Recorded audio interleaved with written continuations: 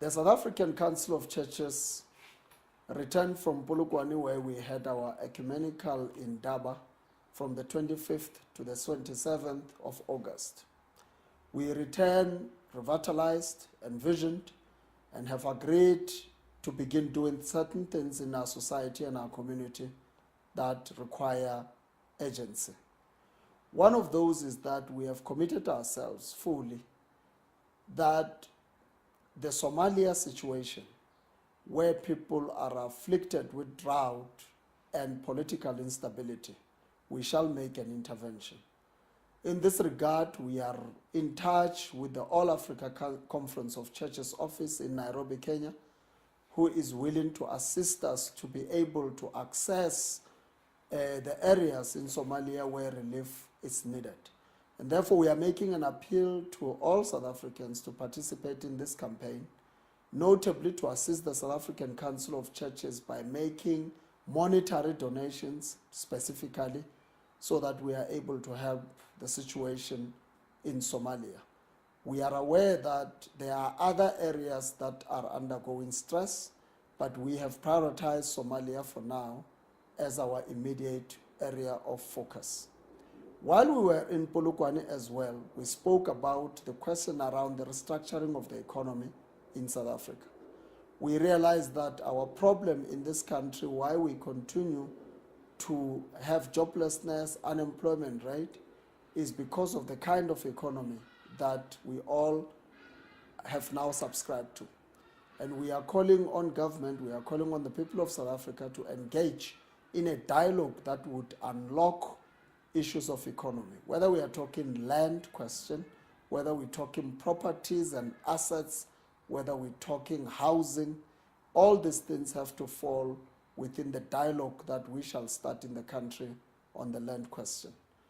Of course, South Africans would know that this year we are hosting COP17, which is a congress of parties that will take place in Durban about the environment.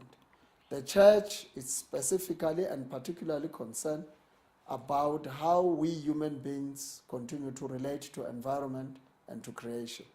And therefore, we are calling on all South Africans to be part of this conference and dialogue by doing two things: mitigation and adaptation.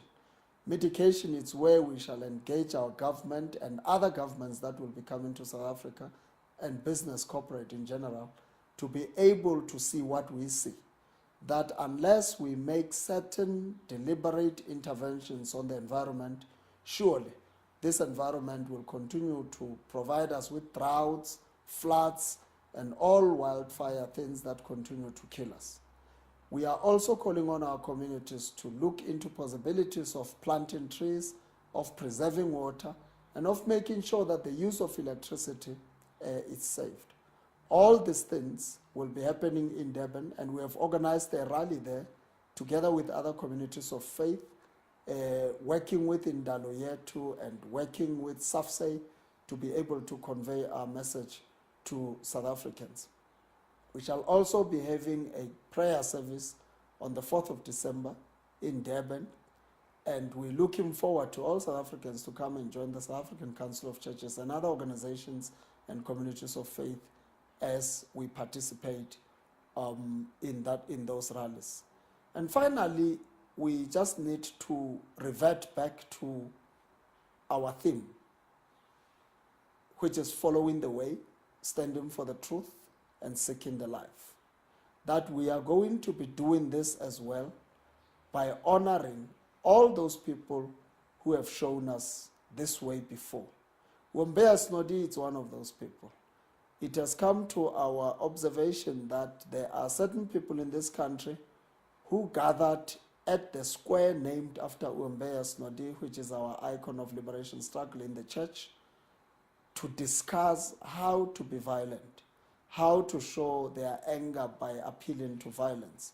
And we are calling all South Africans to be able to use the month of heritage, even beyond, to respect all other places that are named after our people, in particular those who fought for this country, by going to those places to discuss peace rather than to discuss violence and harassment of the others.